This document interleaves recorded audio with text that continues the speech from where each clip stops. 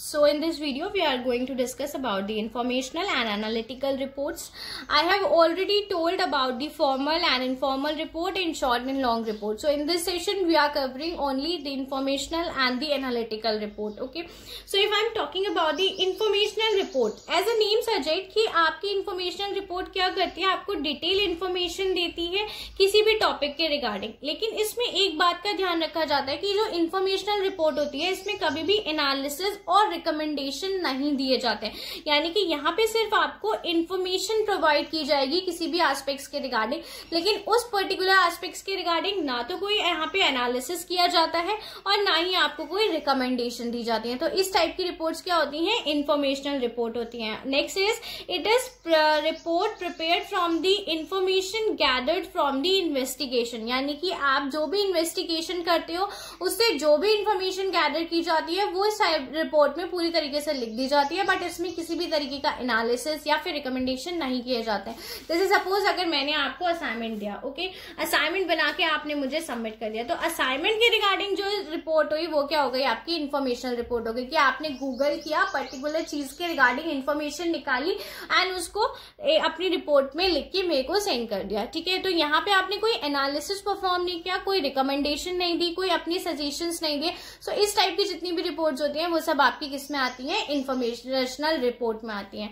The next is analytical report. अच्छा हाँ, एक चीज और, इंफॉर्मेशनल रिपोर्ट जो आपकी ऑर्गेनाइजेशन में बेसिकली स्टेटमेंट्स गिवन किए जाते हैं, जैसे कैश फ्लो स्टेटमेंट अगर ऑर्गेनाइजेशन ने दिया है या फिर आपका कोई प्रोग्रेस रिपोर्ट अगर ऑर्गेनाइजेशन दे रही है, तो वो सारी चीजें क्या होती हैं? इंफॉर्मेशनल रिपोर्ट में आती हैं. ठीक.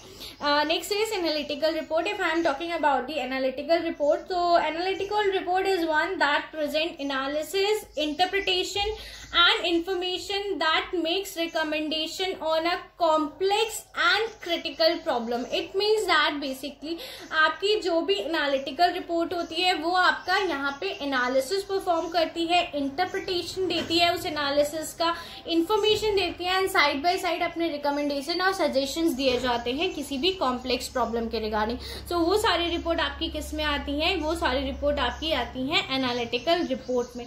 यहाँ पे जो अगर हम एक मेजर पॉइंट को यहाँ पे हाईलाइट करें तो बेसिक पॉइंट यहाँ पे निकल के ये आता है कि इस टाइप की रिपोर्ट प्रॉब्लम सॉल्विंग रिपोर्ट होती है. आपकी ऑर्गेनाइजेशन में अगर कोई प्रॉब्लम आप फेस कर रहे हो तो उसके रिगार्डिंग जो रिपोर्ट प्रिपेयर की जाएगी वो एनालिटिकल रिपोर्ट प्रिपेयर की जाएगी. ओके, जैसे सपोज आपको ये देखना है कि मार्केट में आपकी प्रोडक्ट की कंडीशन क्या है, आपका प्रोडक्ट कौन सी स्टेज में चल रहा है, ग्रोथ स्टेज में है, डिक्लाइनेशन में है. अगर ग्रोथ में है तो कितनी ग्रोथ हुई है और बाकी कंपनी से अदर आपकी ज्यादा ग्रोथ हुई है या उन्हीं के अकॉर्डिंगली आप उन्हीं के ग्रोथ रेट पे आप भी सर्वाइव कर रहे हो. तो इस टाइप का जो एनालिटिकल रिपोर्ट प्रिपेयर की जाएंगी वो सब आपकी एनालिटिकल रिपोर्ट में आएंगी, क्योंकि इसमें बेसिक एनालिसिस किया जाता है. ओके, अगर जो रिपोर्टर बेसिकली अगर आप न्यूज चैनल पे देखते होगे तो जब किसी टॉपिक पे रिपोर्टर बहुत ज्यादा एनालिसिस करता है एंड देन उस एनालिसिस को वो अपने बेसिक ग्राफ्स के थ्रू, पाई चार्ट्स के थ्रू जब शो करता है, तो उस टाइप की जितनी भी रिपोर्ट्स होती हैं वो सब आपकी किस में आती है? एनालिटिकल रिपोर्ट में आती है. ओके,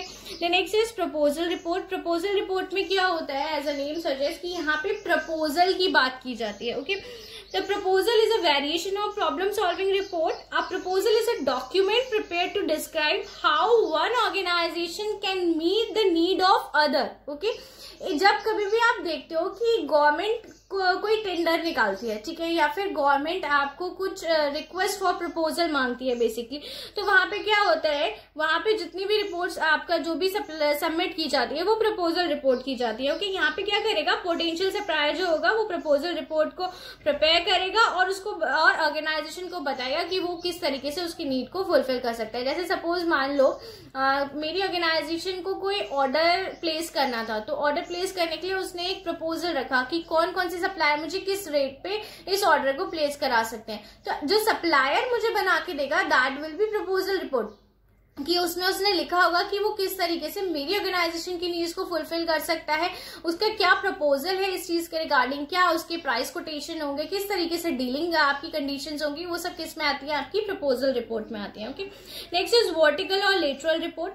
वर्टिकल और लेटरल रिपोर्ट को आप ऐसे समझ सकते हो, वर्टिकल रिपोर्ट आप इसे ऐसे समझ सकते हो कि जो भी रिपोर्ट्स आपकी ऑर्गेनाइजेशन में टॉप टू बॉटम या बॉटम टू टॉप जाती है, यानी कि जो डायरेक्शन ऑफ रिपोर्ट्स होते हैं, या अगर वो टॉप टू बॉटम है या बॉटम टू टॉप है, तो वो सारी रिपोर्ट्स आपकी किस में आती है, वर्टिकल रिपोर्ट्स में आती है। कोई रिपोर्ट जो टॉप मैनेजमेंट बना के उसको मिडिल लोअर लेवल तक सर्कुलेट कर रहा है, या कोई लोअर लेवल कोई रिपोर्ट प्रिपेयर करके टॉप मैनेजमेंट तक सबमिट कर रहा है, तो वो सारा जो रिपोर्ट का डायरेक्शन जो होता है या तो टॉप डाउनवर्ड्स होगा या फिर अपवर्ड होगा। तो इस तरह की जितनी भी रिपोर्ट्स होती हैं वो सब वर्टिकल रिपोर्ट्स में आती है। अगर मैं लेटरल रिपोर्ट की बात करती हूँ तो एक डिपार्टमेंट जब दूसरे डिपार्टमेंट के साथ अपनी कोई रिपोर्ट एक्सचेंज करता है, सपोज फाइनेंस डिपार्टमेंट ने मार्केटिंग डिपार्टमेंट के साथ अगर अपनी कोई रिपोर्ट एक्सचेंज की, या मार्केटिंग ने एचआर के साथ अपनी कोई रिपोर्ट एक्सचेंज की, तो या फिर दोनों ने आपस में कोई रिपोर्ट्स बनाई है, तो वो सब आपकी लेटरल रिपोर्ट्स आती है। यानी कि इंटर डिपार्टमेंटेशन जो रिपोर्ट्स बनती है वो सब आपकी कौन सी होती है, लेटरल रिपोर्ट्स होती है। Okay, next is internal and external reports. वो रिपोर्ट्स जो केवल आपकी विद इन ऑर्गेनाइजेशन ही सर्कुलेट की जाती हैं, सारी इंटरनल रिपोर्ट्स कहलाती हैं।